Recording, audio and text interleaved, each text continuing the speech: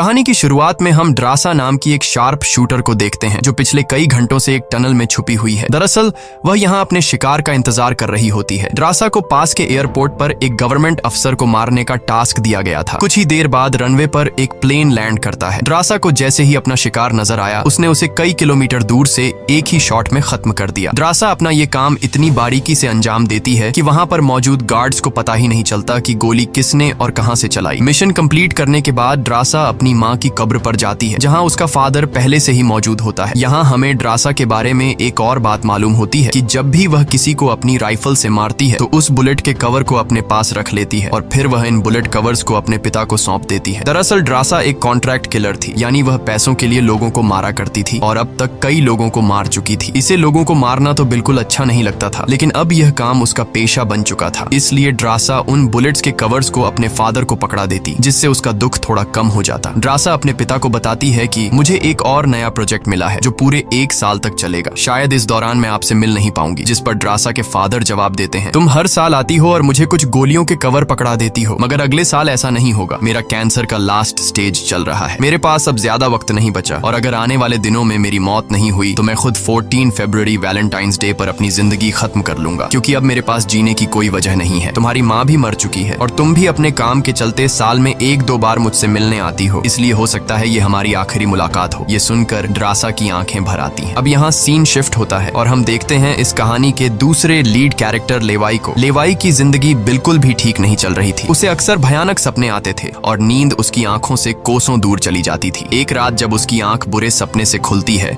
तो लेवाई अपने घर से बाहर निकलकर समुद्र के किनारे पर आता है। यहाँ उसे थोड़ा बेहतर महसूस होता है और वह अपनी डायरी में कुछ लिखने लगता है। तभी लेवाई को अचानक उसके फोन पर एक मैसेज आता है। उस मैसेज में उसे एक एड्रेस दिया गया होता है जहाँ उसे जल्द से जल्द पहुंचने का कहा गया होता है। लेवाई बिना वक्त गंवाए एक मिलिट्री बेस पर पहुंचता है और वहाँ उसकी मुलाकात होती है एक लेडी ऑफिसर से जिसका नाम बार्तो है। बातचीत के दौरान हमें पता चलता है कि लेवाई कोई आम इंसान नहीं बल्कि एक आर्मी ऑफिसर था, लेकिन अब वह रिटायर हो चुका है। और सिर्फ इतना ही नहीं, वह एक डेडली स्नाइपर भी रह चुका है। वह अब तक 200 से भी ज्यादा लोगों को स्नाइपिंग से मार चुका है। बार्तो लेवाई से कहती है, मैं तुम्हें एक मिशन पर भेजना चाहती हूँ क्योंकि तुम एक बहुत ही अच्छे स्नाइपर हो और ये सिर्फ तुम ही कर सकते हो। लेकिन मिशन पर भेजने से पहले बार्तो लेवाई से एक बहुत ही जरूरी सवाल पूछती है, अगर तुम इस मिशन पर गए तो क्या तुम्हें याद करने वाला पीछे कोई है? ये बात सुनकर लेवाई को कुछ अजीब लगने लगता है, लेकिन फिर वह जवाब देता है, नहीं, मेरा इस दुनिया में अब कोई भी अपना नहीं है। ये सुनकर वो लेडी लेवाई से कहती है, तुम तैयारी कर लो, कुछ घंटे बाद तुम्हें उस मिशन पर भेजा जाएगा और वहाँ तुम्हें 1 साल के लिए रहना है। इसके बाद लेवाई को बेहोश कर दिया जाता है और जब उसकी आंख खुलती है तो वह अपने आप को एक एरोप्लेन में पाता है। लेवाई कुछ समझ नहीं पाता कि आखिर उसे कहाँ ले जाया जा रहा है और उसे किस तरह का मिशन सौंपा गया है। इसलिए लेवाई वहाँ पर मौजूद एक सोल्जर से पूछता है, मुझे कहाँ ले जाया जा रहा है? लेकिन वह सोल्जर लेवाई की इस बात का कोई जवाब नहीं देता, बस इतना कहता है, अपना आईडी और वॉच हमें दे दो, ये सब तुम्हें तब वापस मिलेगा जब तुम्हारा मिशन पूरा हो जाएगा। थोड़ी देर बाद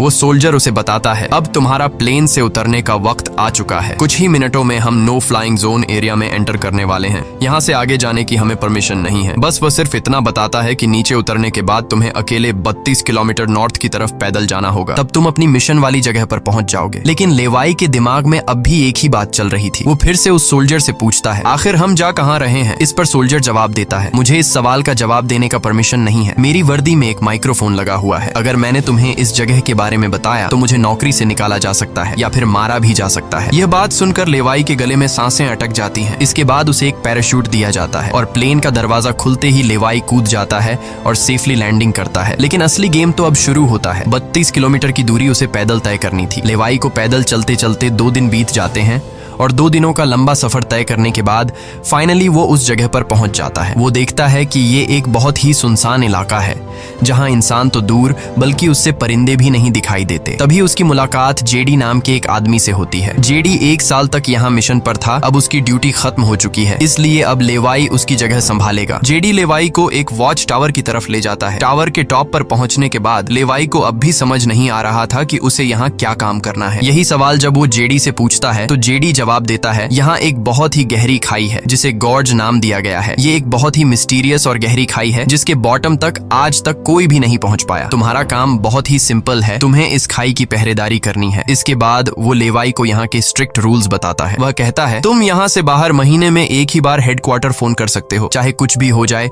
तुम बाहर की दुनिया से जुड़ने की उम्मीद मत रखना। ये टावर, जिसे हम वेस्ट टावर कहते हैं, इसके ठीक सामने ईस्ट टावर है, वह रशिया का है। वहाँ भी एक गार्ड अपनी ड्यूटी निभा रहा है, लेकिन तुम दोनों के बीच कोई भी कांटेक्ट अलाउ नहीं है। तुम्हें सिर्फ अपनी ड्यूटी पर ध्यान देना है। और हाँ, आने वाले खतरे के लिए हर वक्त तैयार रहना, क्योंकि यहाँ तुम पर किसी भी वक्त हमला किया जा सकता है। यहाँ ऑटोमेटिक गन्स और नीचे ढेर सारे लैंड माइन्स लगाए हुए हैं। अगर ऑटोमेटिक गन्स में गोलियां खत्म हो जाए तो उसे हमेशा रिलोड रखना, क्योंकि हमले के दौरान ऑटोमेटिक गन्स तुम्हारी बहुत काम आएगी। और आखिरी बात, अगर तुम्हें कभी भी यहाँ तेज सायरन की आवाज सुनाई देने लगे तो तुम बिना सोचे समझे यहाँ से भाग जाना। जेडी कहता है, मुझे भी नहीं पता कि ऐसा क्यों बोला गया है, लेकिन मुझे जो पिछले ड्यूटी वर्कर ने बताया था वही मैं तुम्हें बता रहा हूँ। लेवाई उसकी सारी बातें अच्छी तरह से सुन लेता है, पर उसका सवाल एक ही था। वह पूछता है, आखिर यहाँ ऐसा क्या है जिसके लिए इतनी स्ट्रिक्ट सिक्योरिटी लगाई गई है? तभी जेडी एक ग्रेनेड निकालता है और इस ग्रेनेड को उस गहरी खाई में फेंक देता है। ग्रेनेड जैसे ही खाई की गहराइयों में धमाका करता है, वहाँ से एक अजीब भयानक आवाज गूंजने लगती है। वो आवाज किसी इंसान की बिल्कुल भी नहीं थी, वो किसी ऐसी चीज की थी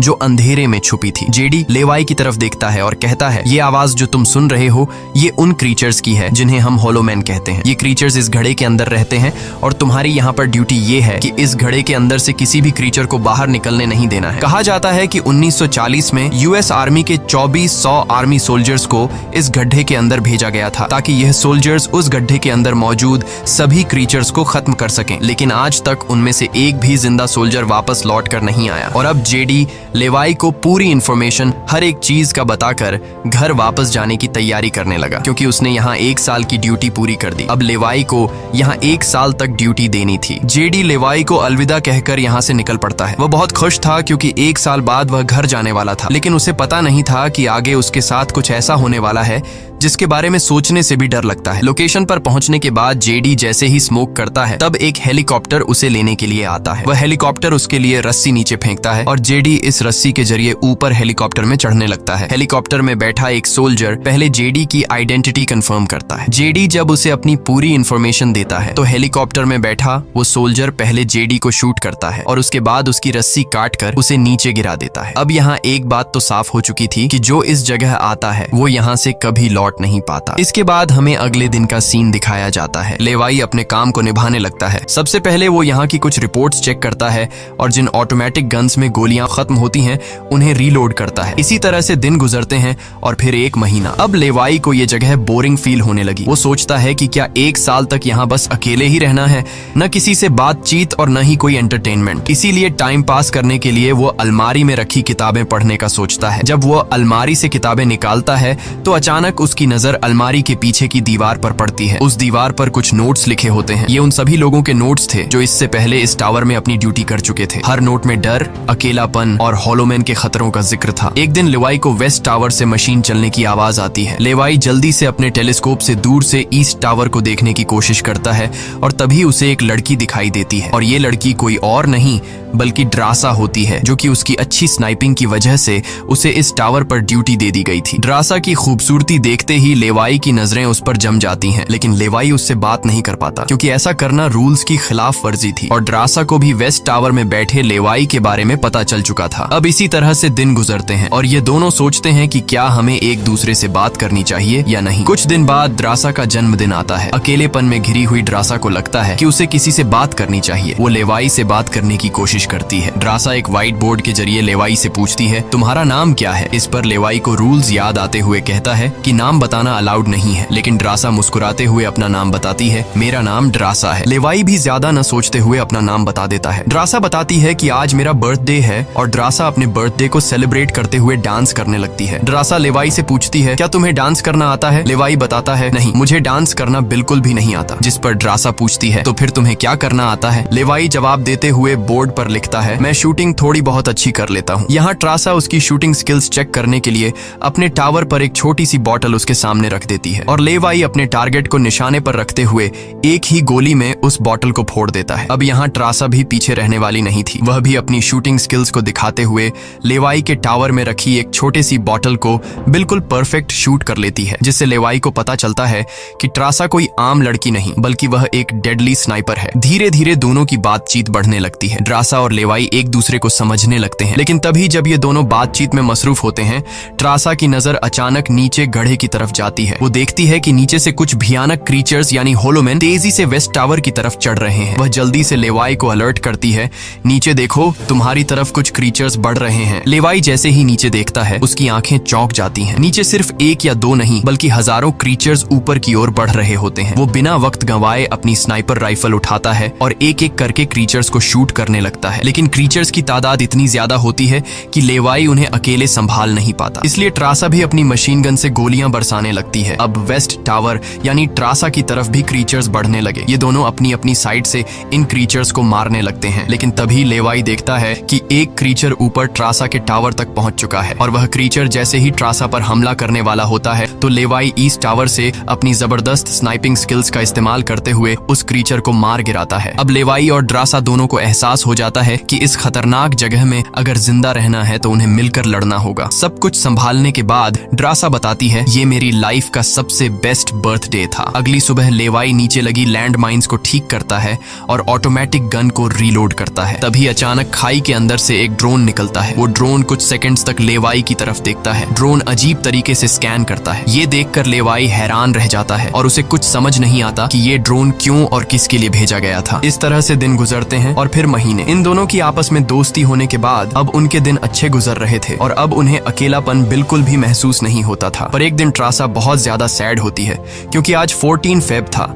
और उसे याद आता है कि उसके फादर ने कहा था कि अगर कैंसर की वजह से आने वाले कुछ दिनों में नहीं मरा तो वो 14 फेब के दिन खुद को मार देगा। और यहाँ ट्रासा बोर्ड पर लिखकर लेवाई को बताती है, आज मैं खुद को बहुत ही अकेली महसूस कर रही हूँ। अगर आज मेरे पास कोई होता तो बहुत अच्छा होता। लेवाई को भी पहले ही दिन से ट्रासा से मिलने का मन था और आज वह खुद को रोक नहीं पाता। वो ट्रासा के पास जाने का प्लान बना लेता है। वह एक रॉकेट लॉन्चर के जरिए ईस्ट टावर तक पहुंचने का जुगाड़ कर लेता है। अगली सुबह वो रॉकेट लॉन्चर का इस्तेमाल करके एक मजबूत रस्सी को ट्रासा की तरफ फेंकता है, जिसके बाद ट्रासा टावर के बाहर आती है और वो रस्सी को मजबूती से एक पेड़ के साथ बांध देती है ताकि लेवाई रस्सी के जरिए लटक कर ईस्ट टावर तक पहुंच जाए। लेवाई बिना देर किए उस रस्सी के सहारे ईस्ट टावर की ओर बढ़ने लगता है, लेकिन बीच में वो अटक जाता है क्योंकि आगे रस्सी की ढलान खत्म हो चुकी थी। इसलिए अब लेवाई हाथों की मदद से आगे बढ़ने लगता है और करीब आधा घंटा हाथों की मदद से सफर करने के बाद वो ट्रासा के टावर तक पहुंच जाता है। ट्रासा उसे वेलकम करती है और कहती है, तुमसे बहुत ही गंदी पसीने की बू आ रही है, इसलिए पहले तुम नहा लो, फिर मैं तुमसे मिलूंगी। लेवाई को ये सुनकर हंसी आ जाती है। वह कुछ कहता नहीं, बस सिर हिलाकर मान जाता है। ट्रासा यहाँ पर शरारत करते हुए उसके कपड़े दूर जाकर छिपा लेती है और सीसीटीवी कैमरा के जरिए लेवाई को देख रही होती है, जो टावर में मौजूद शावर में नहा रहा होता है। उसके बाद लेवाई और ट्रासा एक साथ बैठकर काफी देर तक बातें करते हैं। ट्रासा उससे अपनी पूरी स्टोरी बताती है और बताती है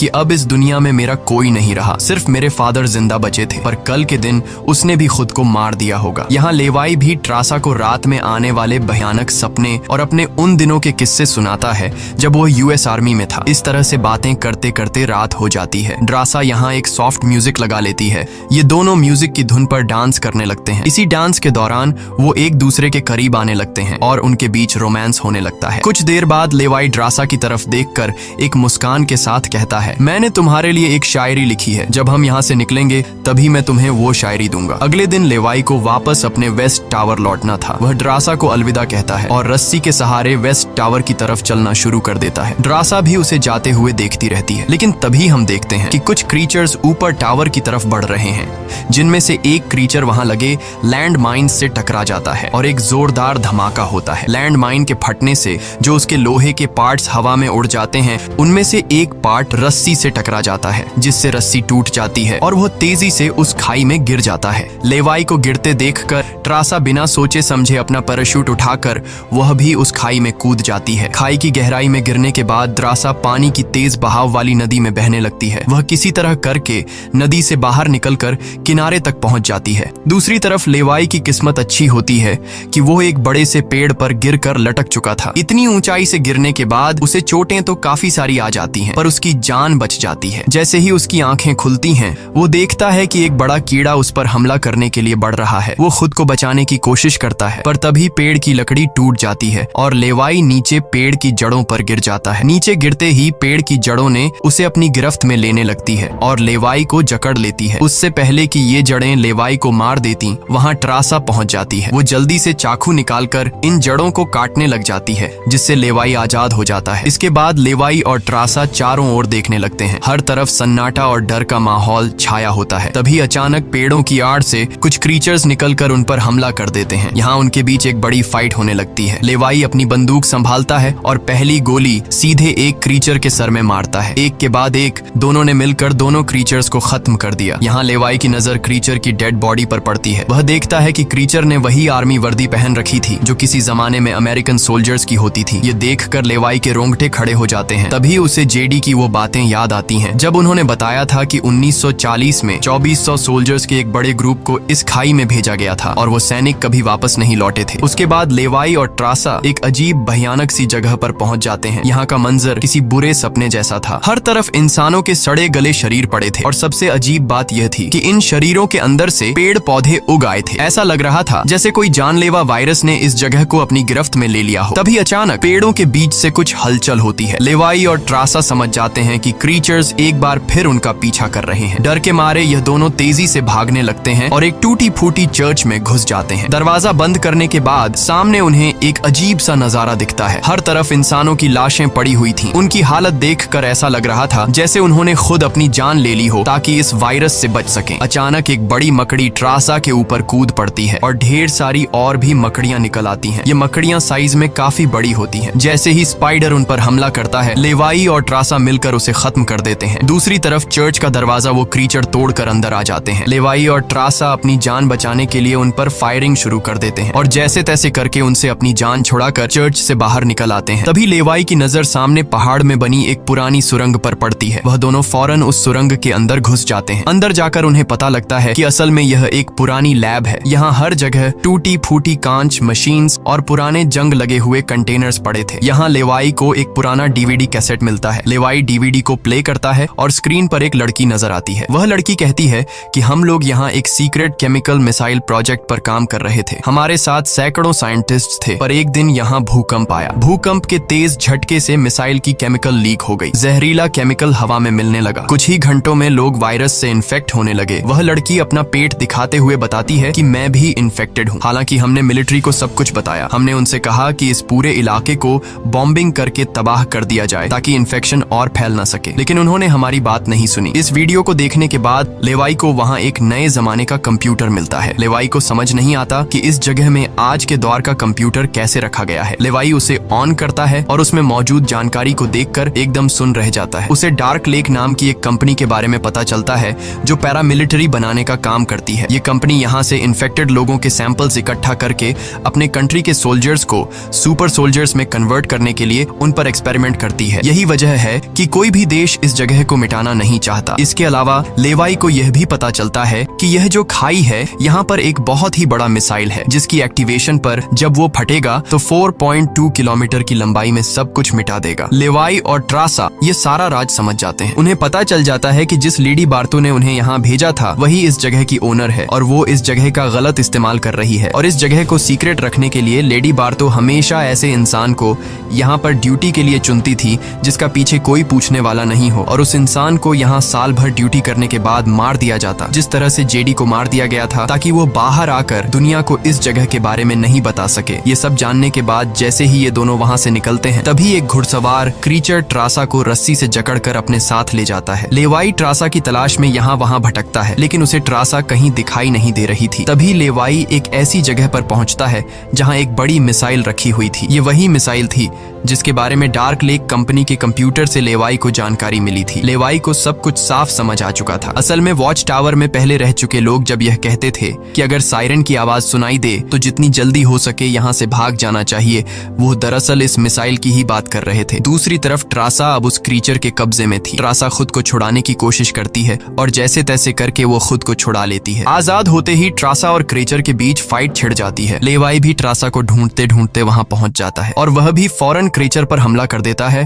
और ये दोनों मिलकर उसे आग लगाकर जला देते हैं। और अब बारी आती है इन लोगों की यहाँ से निकलने की, मगर आगे का रास्ता और भी ज्यादा मुश्किल था। जैसे ही लेवाई और ट्रासा आगे बढ़ते हैं, सामने एक खतरनाक इलाका आता है जहां से निकलना एक बहुत ही बड़ा चैलेंज था। यहाँ इंसान और पौधे आपस में पूरी तरह से जुड़े हुए थे, जैसे कि वह किसी खतरनाक एक्सपेरिमेंट का नतीजा हो। खैर, ये लोग हर कदम को संभाल कर रखते हुए आगे बढ़ते हैं कि तभी ट्रासा का पैर फिसल जाता है, जिससे ये पौधे एक्टिवेट हो जाते हैं। वो ट्रासा को जकड़ लेते हैं, लेकिन यहाँ लेवाई हिम्मत दिखाते हुए आगे बढ़ता है और अपनी पूरी ताकत से ट्रासा को छुड़ा लेता है। वह बॉम्ब का इस्तेमाल करके वहां के पूरे प्लांट सिस्टम को उड़ा देता है। लेवाई ट्रासा को लेकर वहां से बाहर निकल आता है। थोड़ा सा आगे चलने के बाद उन्हें एक गैराज नजर आता है जहां पर एक गाड़ी खड़ी होती है। ये दोनों जल्दी से उस गाड़ी में बैठ जाते हैं और उस जगह से निकलने की कोशिश करने लगते हैं। आखिरकार कुछ दूरी तय करने के बाद उन्हें एक रस्सी नजर आती है जो ऊपर वॉच टावर तक जाती थी, लेकिन अब वो क्रीचर्स भी उनका पीछा करते हुए